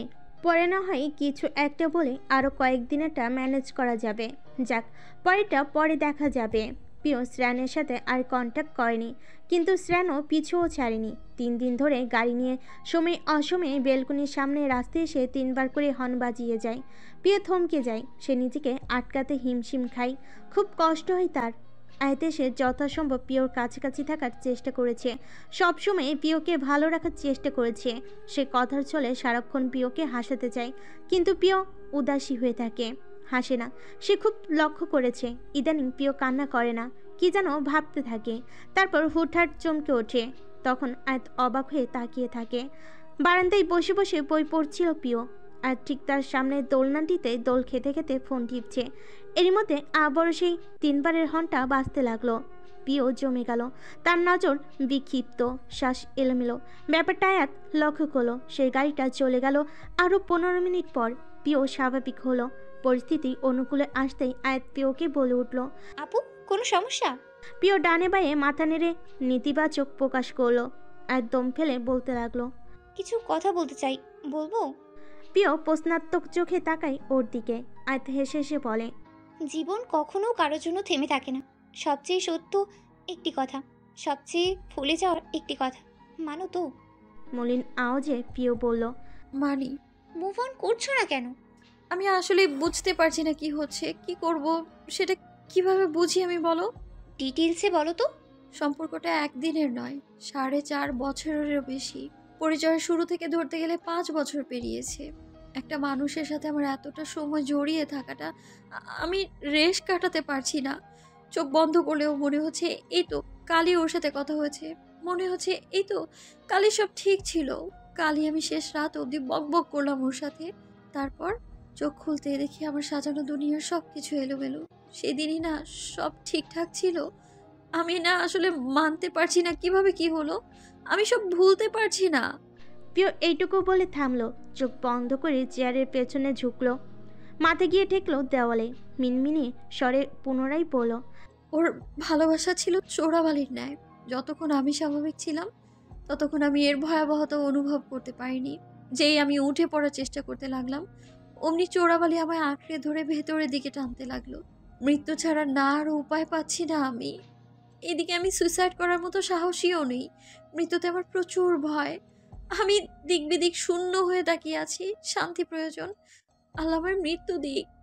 আয়াত অগমসাৎ চেঁচিয়ে উঠল, আল্লাহ, কি বলো? চুপ! এসব বলতে নেই। আমরা যারা তোমায় ভালোবাসি তারা সবসময় চাই তোমার সব দোয়া পূরণ হোক। এখন তুমি এমন দোয়া করলে কিভাবে কি হবে? প্রিয় মলিন হাসে, বলে মন্দ হবে না? খুব মন্দ হবে। প্রহরের কথা ভাবছো না? আন্টি আঙ্কেলের কথা ভাবছো না? ভাবছি ভাবছি বলেই নিঃশ্বাস নিচ্ছি। আপু, তুমি খুব ডিপ্রেসড, বুঝেছি, কিন্তু আমার কথা শোনো। আয়াত উঠে এসে প্রিয় চেয়ারের বেতের চেয়ারটিতে বসলো, হাত থেকে বই নিয়ে সেন্টার টেবিলে রেখে প্রিয় 2 হাত ধরে বলল, আমার দিকে তাকাও আপু। প্রিয় তাকালো ওর দিকে। আয়াত চোখে চোখ রেখে বলে, আমি তোমাকে উপদেশ দেব না, উপদেশ দিয়ে আমার পছন্দ নয়। আমি তোমাকে দেব কিছু কথা, মন দিয়ে শোনো। পৃথিবীতে বিকলাঙ্গ অসংখ্য মানুষ আছে। কারো দুটো চোখ নেই, হাত নেই, পা নেই, কথা বলতে পারে না। তারা কিন্তু আছে, মরে যায়নি। যাদের দুটো চোখ নেই তারা পৃথিবীর সৌন্দর্য দেখতে পারছে না। যাদের দুটো পা নেই তারা হাঁটতে পারছে না। যাদের হাত নেই তারা প্রতি মুহূর্তে অন্যের উপর নির্ভরশীল। যারা গরিব, দিনে এনে দিনে খায়, তারা দুমুঠো খাওয়ার জন্য সারাটাক্ষণ লড়াই করে যায়। ভালো মন্দ দেখে না, জাস্ট খাবারটা হলেই চলে যায়। পৃথিবীতে এমন অসংখ্য মানুষ বেঁচে আছে যারা বেঁচে থাকার জন্য সবটা করে। আচ্ছা বলো তো, তোমার কষ্ট কি তাদের চেয়েও বেশি? দিব্যি খাচ্ছ, ঘুরছো, ফিরছো, দেখছো। আয়াত থেমে গিয়ে প্রিয়র দিকে তাকায়। প্রিয় অনিমেষ তার দিকেই তাকিয়ে আছে। সেই চাহনি কথা বলছে, সেই চাহনি অভিমানে সিক্ত হচ্ছে, অভিযোগের পসরা সাজাচ্ছে। সেই চাহনি জানাচ্ছে সে ভালো নেই। আয়াত আলগোছে বলে ওঠে, তুমি ভালো নেই না আপু? পৃথিবীটা আসলে খারাপ না। কেউ তার জীবনের পুরোটা সময় খারাপ থাকে না। আজ তুমি ভালো নেই, কালকের দিনটা কি তোমার সুখের ছিল না? প্রিয় স্বীকারোক্তি, ছিল। আচ্ছা আপু, বলো তো, লাইফে প্রথমবার কোন জিনিসে ফেল হয়েছো? আর কোনটার আফসোস সবগুলোর চেয়ে বেশি ছিল? প্রিয় কিছুক্ষণ ভেবে নিয়ে জানালো, একাদশের হাফ ইয়ারলিতে প্রথমবার ফেল করেছিলাম, সেটার আফসোসই বেশি ছিল। বরাবরই প্রথম সারির ছাত্রী ছিলাম আমি। সেই আমি কিভাবে ফেল হয়েছিলাম মানতেই পারছিলাম না। আয়াত হেসে বলল, কেমন লাগছিল তখন? দাঁড়াও, আমি গেস করি। নাওয়া খাওয়া ঘুম সব হারাম হয়ে গিয়েছিল। জ্বর জ্বর এসেছিল। কথা বলতে গেলেই ভয়ে গা কাঁপাকাঁপি হতো। নিঃশ্বাস নিতে সমস্যা হতো। বাবা মার দিকে তাকালেই কান্না পেত, তাই না? প্রিয় উপনিস মাথা নাড়ায়। আয়াত আবার জিজ্ঞেস করে, এরপর আবার কখন ফেল করেছো যেটাতে ভয় ডর কিছুই লাগেনি? অনার্স থার্ড ইয়ারে। তখন তো ভয় লাগেনি, কান্না পায়নি, তাই কি? আয়াত প্রশস্ত হাসলো। দুঃখ সাময়িক। আজ যে কারণটায় তুমি কষ্ট পাচ্ছ, মরে যেতে চাইছো, কাল সেটা মনে পড়লেই হাসি পাবে। এই যে আজ যে সিচুয়েশনটা পার করছো, অতীতে সবগুলোর তুলনায় এটা অসহনীয় না? হ্যাঁ। হাফ ইয়ারলি সেই ফার্স্ট টাইম ফেলেও তোমার এই সেম ফিলিংসটাই হয়েছিল। তখনও মনে হয়েছিল লাইফ শেষ, সব শেষ। প্রিয় ব্যাপারটা ধরতে পেরে বড় বড় চোখে তাকিয়ে রইল। আয়াতের হাসি চড়া হলো। Failure is the first step of being a successful human. তখন তুমি পড়াশোনায় আরও মনোযোগী হয়েছিলে। আমি শুনেছি তুমি বোর্ডে প্লেস করেছিলে। তো এখন থেমে যাচ্ছ কেন? ভয় পাচ্ছ কেন? সামনে যে আরও সুখ পাবে না তা ভাবছো কেন? জীবনটা কিন্তু খুব সুন্দর। ক্ষণিকের কষ্টে হেরে যেও না আপু। আমি কখনো তোমাকে বলবো না আমরা পাশে আছি। আমি সবসময় তোমাকে বলে যাব, তুমি কি নিজের জন্য ইনাফ নও? নিজেকে দেখো, নিজেকে খুশি রাখতে হলে যদি খুব খারাপ হয়ে যেতে হয় তাহলে হও। নিজের চেয়ে ওপরে কাউকে প্রায়োরিটি দেবে না। তোমার আগে কেউ নেই, কিচ্ছুটি নেই। যেখানে সুখ পাবে সেখানেই যাবে, যেখানে দুঃখ পাবে জাস্ট লাথ মেরে উড়িয়ে দিয়ে চলে আসবে। আপু, পৃথিবীটা ভীষণ সুন্দর, ভীষণ। প্রিয় উজ্জ্বল দৃষ্টি গিয়ে পরে আয়াতের চোখে মুখে। মেয়েটা হাসছে, মেয়েটার চোখ হাসছে। প্রিয় ধরতে পারলো এই মেয়েটা ভীষণ ম্যাচিওর। প্রিয় বুঝলো এই মেয়েটার ব্যক্তিত্ব খুব সুন্দর। রাজধানীর গ্রিন রোডের একটা টঙের দোকানের পাশের ফুটপাতে বসে আছে 3 যুবক। তার মধ্যে দুজনে অফিস আওয়ার শেষে এখানে ছুটে এসেছে, আর একজনের আজ অফ ডে ছিল। ভীষণ ক্লান্তি নিয়ে আসা হলো। একে অপরের সান্নিধ্য পেয়ে এক নিমিষে সকল ক্লান্তি হাওয়ায় মিলিয়ে গিয়েছে। হাসি তামাশার মাঝে হুট করে সাদিক চায়ের দোকানের উদ্দেশ্যে বলে উঠল, মামা চা দিয়া যাও তো তেন্ডা। রফ বলে উঠল, মামা আজ আমারে চিনি বেশি দিয়া আদা চা দিও। দোকানি করিমউদ্দিন পান খাওয়া লাল পাটির সবগুলো দাঁত বের করে হেসে বলল, দিতাছি মামা, আর সবেত মামা আহে নাই। আদিল আর চুপ রইল না, তার চাপার আগ বেরিয়ে এলো সহর্ষ। বুঝছো মামা, ওই বেটায় গোপনে বিয়াত্তা বউকে টাইম দিতে গিয়ে এনে খেয়াল নাই। সাদিক হি হি করে হাসতে লাগলো। রৌফ চশমাটা মুছে নিল এই ফাঁকে। আদিল খোঁচা দিয়ে বলল, এই 4 চোখা দেখ তো এনে কয় আঙ্গুল। সামনে 2টা আঙ্গুল ধরে জিজ্ঞেস করলো। সাদিকের হাসি থামে না। এরই মধ্যে হুট করে রৌফ খেয়াল করে তার ডানে পাশে কেউ এসে ঠাস করে বসে পড়ে। সাদিক, আদিল, রৌফ পর্যায়ক্রমে বসেছে। তার পাশে এসে ছেলেটা বসে পড়েছে। গায়ে সাদা শার্টটি ঘামে ভিজে জুবুথুবু। গলার কাছে 2টো বোতাম খুলে ফেল। গোছানো চুলগুলো অন্য হাতে এলোমেলো করে দিল। তারপর স্লিপলেসের বোতাম খুলে ফোল্ড করতে করতে করিমকে উদ্দেশ্য করে বলল, মামা একটা পানি দাও। কেমন আছো বলো তো? করিমউদ্দিন জলদি পানির বোতল এনে দিল। সাথে চমৎকার করে হেসে বলল, আল্লাহ ভালো রাখছে, তুমি ভালো আছো। ছেলেটা দুদিকে মাথা নেড়ে ইতিবাচকতা প্রকাশ করে। দোকানিটা মাঝ বয়স্ক, অথচ তার আধা বয়সী বালকদের সাথে মিশতে কোনো সংকোচ আসে না। এই ছেলেটা এমনই, প্রতি সপ্তাহেই তো আসে। করিম হেসে সে বলতে লাগলো, মামারা কইলো তুমি নাকি বিয়ে করে ফেলছো, গিনিরে লুকিয়ে রাখছো কেন?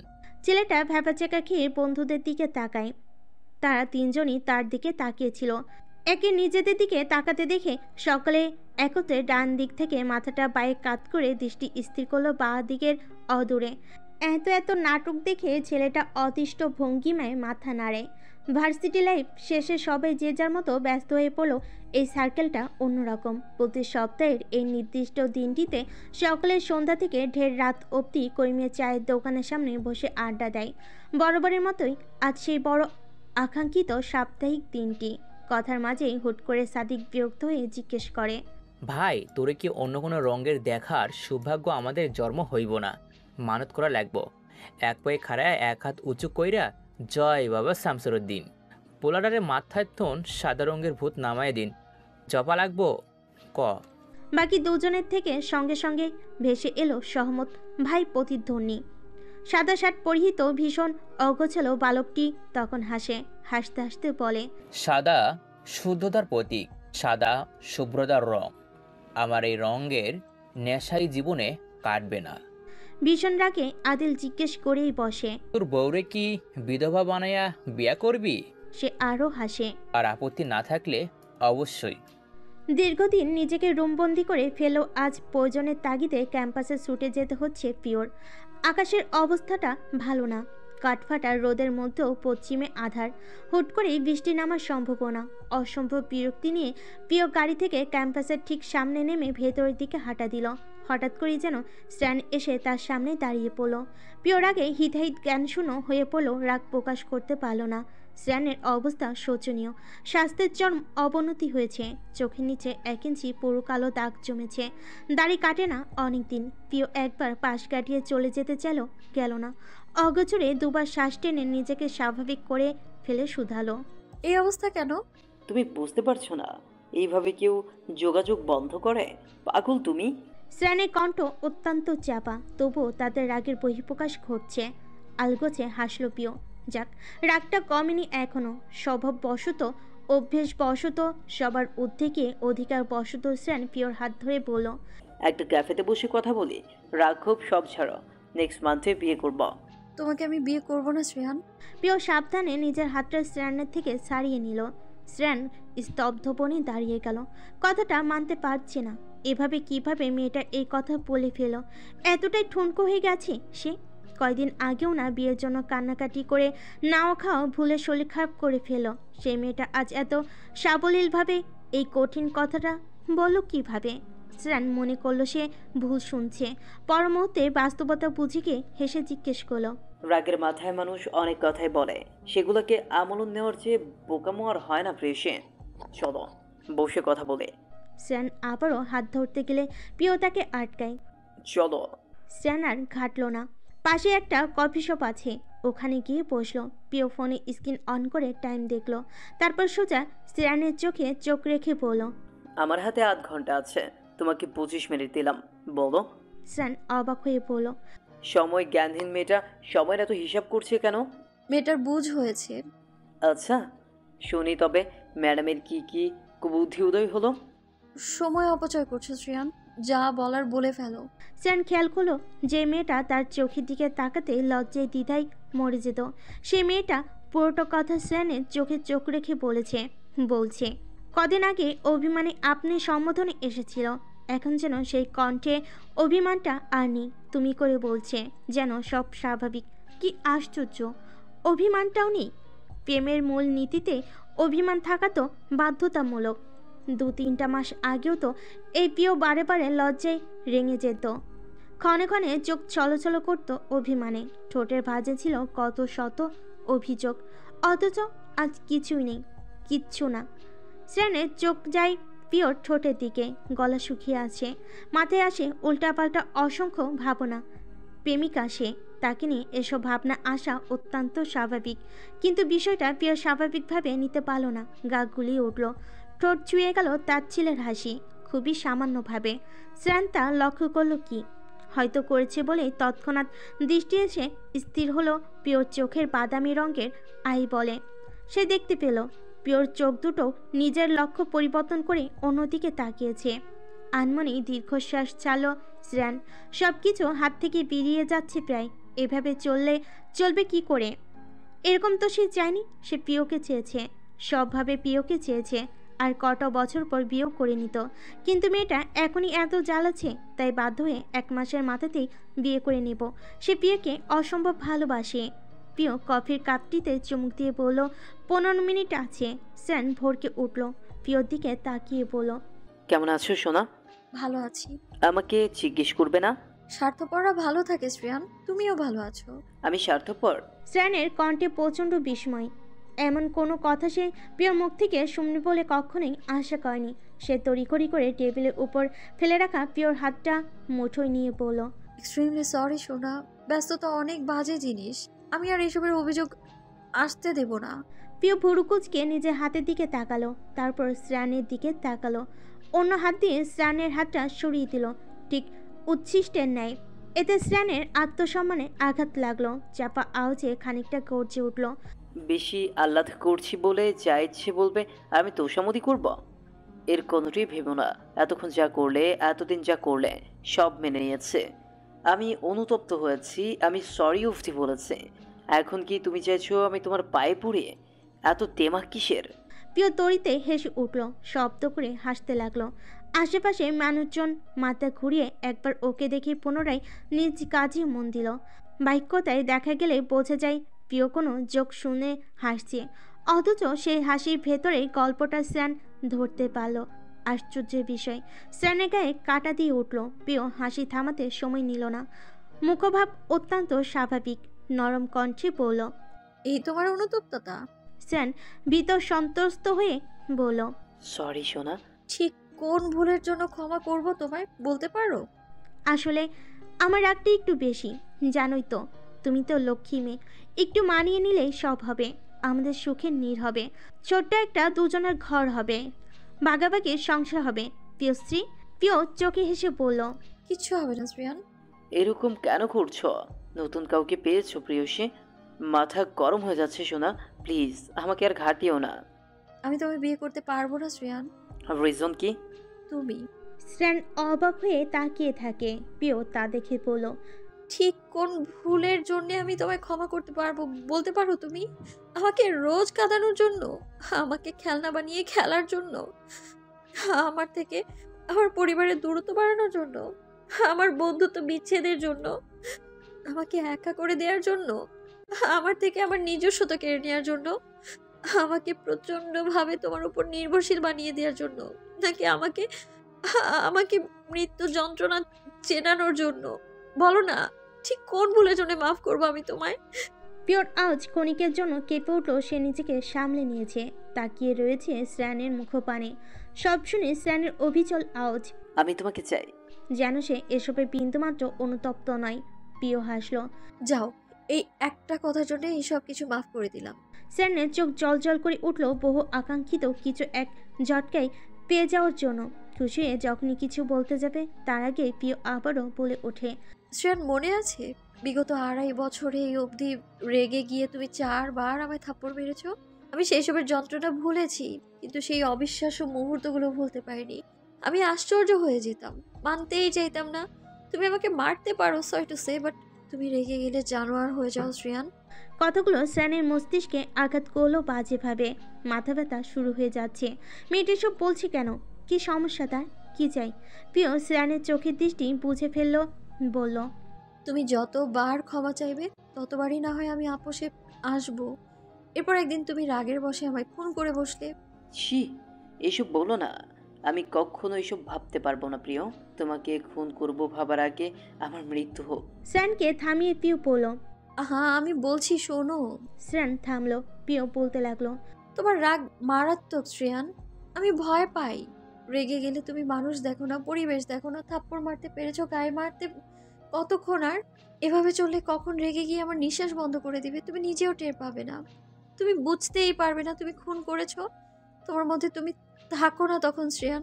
বললাম না, জানোয়ার হয়ে যাও। হুঁশে ফিরতে ফিরতে আমি নিজের প্রাণ হারাবো। স্বাভাবিক, হতেই পারে এটা। তোমার দ্বারা অসম্ভব কিছুই না। আর তারপর তুমি কার কাছে সরি বলবে? আমার লাশের কাছে? আমি না হয় রোজ মাফ করে দিব। আমার লাশ মাফ করবে তোমায়?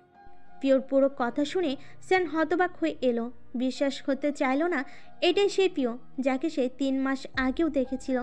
এতটা পরিবর্তন! সে জানে মানুষ পরিবর্তনশীল, কিন্তু কখনোই ভাবেনি প্রিয় বদলাবে। সে জানি প্রিয় বদলাক। বোবা মেয়েটা চালাক হয়ে উঠছে। বোকা মেয়েটা নিজের ভালো বুঝতে শিখেছে। সুযোগটা করে দিয়েছে শ্রেয়ান নিজেই। নিজের উপরে নিজেরই এখন চরম রাগ আসছে। শ্রেয়ান তবুও হার মানল না। অস্থিরতা প্রকাশ করে বলতে লাগলো, আরেকটা সুযোগ দাও। আমি স্বার্থপর হতে চাই শ্রেয়ান, নিজেকে ভালোবাসতে চাই। সেই স্বার্থপরটাই আমি থাকতে চাই। তোমার টাইম শেষ হয়ে গেছে, শেষ সুযোগ দিচ্ছি। আর কিছু বলবে? আর কোনো উপায় না পেয়ে শ্রেয়ান হুট করে বলে উঠল, তোমাকে ছাড়া বাঁচবো না আমি প্রিয়। ব্যাপার না, মানুষ মরণশীল। সেই তো 2 দিন পর এমনিতেও মরবে, আগে পরে হবে, এই যা। ভীষণ রকমের আশ্চর্য হয়ে শ্রেয়ান জিজ্ঞেস করে বসে, তোমার কষ্ট হচ্ছে না এসব বলতে? প্রিয় হাসে, সত্যি বলবো, হুম। তোমার সাথে থাকতে গেলে এর চেয়েও বেশি কষ্ট হতো শ্রেয়ান, বিশ্বাস করো। নিজের প্রতি অনেক অবহেলা করেছি, আর চাইছি না। আমি তোমায় ভালোবাসি। আমিও ভালোবাসি, কিন্তু তোমাকে তোমার মতো করে ভালোবাসতে পারিনি। আমার ভালোবাসা মায়া ছিল, আর তোমারটাই জুলুম। একটু ভেবে দেখো, ভালোবাসা আর জেদের সংজ্ঞা বোঝার মতো যথেষ্ট বয়স হয়েছে তোমার। শ্রেয়ান এবার আর না রেগে পারে না। প্রিয়, তুমি আমার জেদ। তুমি আসলেই আমার জেদ। আমি আমার জেদকে যতটা ভালোবাসি ততটা অন্য কিচ্ছুকে নয়। জানি তুমি তোমার জেদকে ভালোবাসো, কিন্তু আমার পক্ষে তোমায় বিয়ে করা সম্ভব না। প্রিয়, অনেক হচ্ছে, আর পারছি না তোমার এসব ছেলে মানুষে নিতে। এত ওরা ভালো নয়। ভালোই ভালো বলছে ফিরে আসতে। আমাকে ছাড়া তুমি ভালো থাকবে না। প্রিয় উঠে দেয়, ব্যাগটা কাঁধে ঝুলিয়ে বলে, ফ্যান্টাসির বয়স অনেক আগেই পেরিয়েছে। তুমি ম্যানিপুলেট করে রেখেছিলে বলে আমি টেরই পাইনি। নয়তো তোমাকে ছেড়ে আমি খারাপ নই, ভালো থাকাটা খুব জরুরিও নয়। শ্রেয়ান আর ডাকতে পারল না, কথা বলার শক্তি হারিয়ে ফেলল। তাকিয়ে রইল প্রিয়র চলে যাওয়ার দিকে। সে লক্ষ্য করলো ক্যাফের শেষ মাঠে গিয়ে প্রিয় হুট করে একটা ফাঁকা টেবিলের উপর নিজের ব্যাগটা রাখলো। ব্যাগ থেকে একটা মিনি নোটবুক বের করলো, তাতে কিছু একটা লিখলো। তারপর কাগজটি ছিঁড়ে একজন ওয়েটারকে ডেকে তার হাতে দিল। প্রিয় আস্তে আস্তে দৃষ্টির বাইরে চলে গেল। এই প্রিয় সেই প্রিয় নয়। এই প্রিয় কথায় কথায় কেঁদে ওঠা মেয়েটি নয়। এই প্রিয় চোখ আজ এক মুহূর্তের জন্য জলে ভাসে, কণ্ঠ কাঁপেনি একটি শব্দ উচ্চারণেও। পিওর কথাগুলো চেয়ে তার ব্যবহারটা শ্রেয়ানকে বেশি চমকে দিয়েছে। ভেবেছিল পিওকে সে যেভাবে হোক মানিয়ে ফিরিয়ে নিতে পারবে। ভাবনাটা ভুল, এত সহজ হবে না। মিষ্টি মেয়েটা লবঙ্গ হয়ে উঠেছে, কি ঝাঁজ। শ্রেয়ান আনমনে হেসে উঠল। মেয়েটার এই রূপটাও মন্দ নয়। এরই মাঝে ওয়েটারের কথাই শ্রেয়ান ভাবনা থেকে বেরোলো। ওয়েটার শ্রেয়ানকে একটা কাগজ দিয়ে চলে গেল। শ্রেয়ান খেয়াল করলো এটা সেই মিনি নোটবুকের একটা কাগজ। পিওর হাতে লেখাই গুটি গুটি অক্ষরে লেখা আছে, বেঁচে থাকার প্রার্থনাতে তোমাকে আমার আর চাই না শ্রেয়ান। আমাদের ছোট্ট একটা জীবন, ভীষণ ছোট। আমি বাঁচতে চাই, আমি নিজেকে ভালো রাখতে চাই, আর হ্যাঁ, আমি ভালোবাসি তোমায়। সত্যি বলছি, এই কথাটা যেমন মিথ্যে নয়, ঠিক তেমনি আমি মেনে নিয়েছি তুমি আমার নও। আমাদের মধ্যে যা হয়েছে আমি কখনো ভুলবো না, আমি ভুলতে পারবোই না। তুমি প্রেমিক ছিলে আমার, জানো, আমাদের চমৎকার একটা প্রেম হয়েছিল। শ্রেয়ান, বিশ্বাস করো, আমি বিচ্ছেদ চাইনি, আমি সুন্দর করে বাঁচতে চেয়েছিলাম। কিন্তু আফসোস, দুটো যেন নদীর দুকুল। অনেক ভাবলাম, আর তারপর আমি নিজের শান্তিটা বেছে নিলাম। তোমাকে অপশনে রেখে বিচ্ছেদকে আপন করার জন্য আমি দুঃখিত, বাট আল্লাহ তোমায় সুখে রাখুক। আবার দেখা হবে একদিন, একই শহরেরই তো। দেখা হবে এরকমই কোনো ক্যাফেতে, কিংবা রাজধানীর ভীষণ রকমের জ্যামে। সেদিন আমরা দুজনই পরিপূর্ণ থাকবো। কিভাবে বলবো না, তুমি মিলিয়ে নিও। শ্রেয়ান পুনরায় একবার ক্যাফের বাইরে তাকালো। পিও একটা রিকশায় উঠে বসেছে। রিকশা চলতে শুরু করার আগ মুহূর্তে পিও আরেকবার শ্রেয়ানের দিকে তাকালো। শ্রেয়ান দূর হতে লক্ষ্য করলো পিওর ঠোঁটের কোণে মিষ্টি হাসিটা। বুকের ভেতরটা ধুপ করে উঠল তার। না, এটা সে হতে দেবে না। এই হাসির এক কর্তৃত্ব আধিপত্য কেবল তার। বিচ্ছেদ সুখে নয়, পিওকে তা বোঝাতে হবে, বোঝাতে থাকবে শেষ অবধি। বোকা পিও বুঝবে, অবশ্যই বুঝবে। শ্রেয়ান বিভিন্ন জল্পনা কল্পনা করতে লাগলো। তারপর আবার চিরকুটের দিকে তাকালো। একবার দুবার, অসংখ্যবার পড়ল।